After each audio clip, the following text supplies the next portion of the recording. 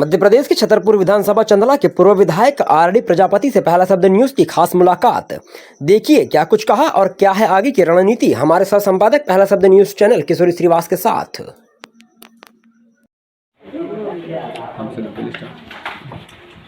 आज मुलाकात करते हैं पूर्व चंदला विधायक आरडी प्रजापति से। बात संवाद डायट। सर नमस्कार। जी बहुत बहुत धन्यवाद सर। जैसे कल चंद्रशेखर आज़ाद जी का कार्यक्रम छतरपुर में हुआ, बहुत अच्छा लगा, उसमें आपने भी अच्छे शब्दों से प्रयोग किया। लेकिन जो आगामी आपकी योजना है क्या है?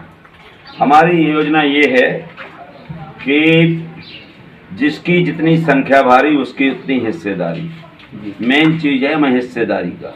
नाम ब्राह्मण के विरोधी है, न ठाकुर के विरोधी है, न वैश्य के विरोधी है और न किसी के पक्ष में है। 100 रोटी होना चाहिए, 100 रोटी में हमें 90 रोटी जितनी हमारी है वो मिलना चाहिए। और इसके लिए जनगणना जब तक नहीं होती गिनती, तब तक हमारे लोगों को कोई पता नहीं चलता हम कितने कितने, मतलब आपके रजक समाज कितने हैं, कुशवाहा कितने हैं, पटेल कितने हैं, पाल कितने हैं, नाई धोबी तेली चमोली कितने हैं। इसलिए जनगणना हम चाहते हैं कि इनकी गिनती हो जाना चाहिए। जब पेड़ पौधों की गिनती है, पशुओं की गिनती है, कुत्ते बिल्ली की गिनती है, तो कुत्ते बिल्ली से बेकार थोड़ी है। तो पहली बात है गिनती करवाना। दूसरा इनका भागीदारी का सवाल है। ये किसी की लड़ाई का नहीं, ये अपने भारत के हम लोग हैं। भारत में बराबरी का भाई भाई में बंटवारा है। अब उसमें कोई बुरा मान जाए तो मान जाए, क्योंकि हम लोग चाहते हैं कि हमारी हिस्सेदारी मिलना चाहिए। सर एक बात सामने निकल के आ रही है कि जैसे आज कल आप जैसे चंद्रशेखर आज़ाद जी ने कहा था कि हमारा भाई आरडी प्रजापति जी है, और उनके डॉक्टर भीमराव अंबेडकर जी के कथन अनुसार, उनके नियम अनुसार हम और आप चलते हैं। किंतु आगे की घोषणा के लिए आप सर्व समाज को लेकर चलेंगे साथ में कि अकेले चुनाव लड़ेंगे? ये पूरा Bahujan Samaj, SC ST OBC minorities, और हम तो सभी को सम्मान करते हैं। ऐसा नहीं, हम सभी समाज को लेके चलते हैं। लेकिन अगर वो हमारा सम्मान नहीं करते, हमारी हिस्सेदारी नहीं देंगे, तो हिस्सेदारी पाने के लिए हमें 90% को इकट्ठा होना पड़ेगा, क्योंकि उनकी हिस्सेदारी मिल चुकी है। अब वो हमारी हिस्सेदारी दे देंगे तो कोई चुनाव की बात नहीं, कोई लड़ाई की बात नहीं है। हम तो हिस्सेदारी चाहिए। हमारे भी चाहते हैं कि कुर्मी भी 90 कलेक्टर कुर्मी का चाहिए, हरगढ़िया, धोबी, तेली, नाई, रजक, इनके सबके 90 कलेक्टर होना चाहिए, 90 SP होना चाहिए, 90 डॉक्टर होना चाहिए, 90 इंजीनियर होना चाहिए, 90 MP होना चाहिए, 90 MLA होना चाहिए। हमें भागीदारी चाहिए। और आप ये नहीं कि 3 आदमी आप हो और 90 आपके कलेक्टर हैं, 90। लेकिन अगर वो हमारा सम्मान नहीं करते, हमारी हिस्सेदारी नहीं देंगे, तो हिस्सेदारी पाने के लिए हमें 90% को इकट्ठा होना पड़ेगा, क्योंकि उनकी हिस्सेदारी मिल चुकी है। अब वो हमारी हिस्सेदारी दे देंगे तो कोई चुनाव की बात नहीं, कोई लड़ाई की बात नहीं है। हम तो हिस्सेदारी चाहिए।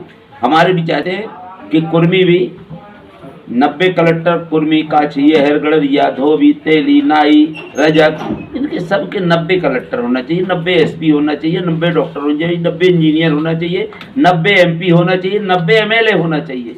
हमें भागीदारी चाहिए। और आप ये नहीं कि 3 आदमी आप हो और 90 आपके कलेक्टर हैं, 90 SP है, 90 डॉक्टर हैं, और आपकी जनसंख्या 3 है, तो ये चीज़ नहीं चलेगी। बराबरी का हिस्सा चाहिए। ये भारत हमारा सबका है, भारत किसी के बाप का नहीं है।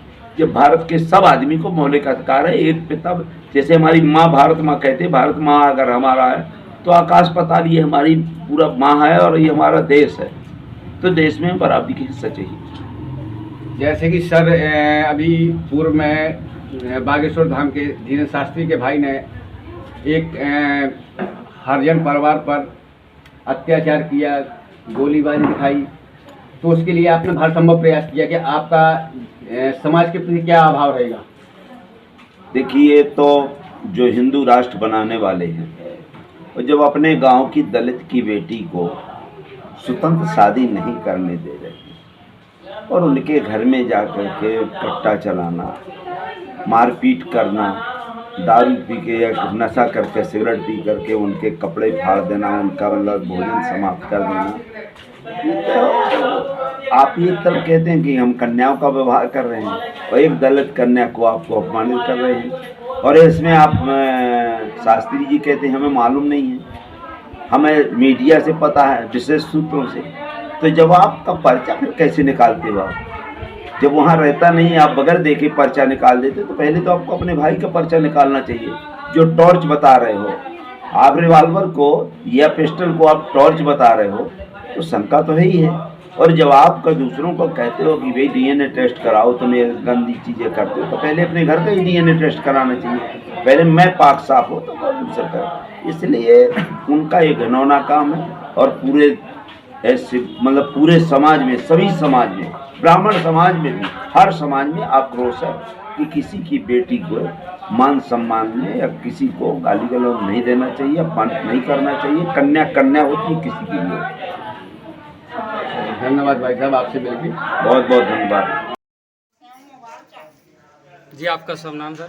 मेरा नाम आरडी प्रजापति है। मैं पूर्व विधायक चंदा छतरपुर मध्य प्रदेश से हूँ और बुंदेलखंड जनजागरण का राष्ट्रीय अध्यक्ष हूँ और ओबीसी का सदस्य हूँ, ओबीसी महासभा।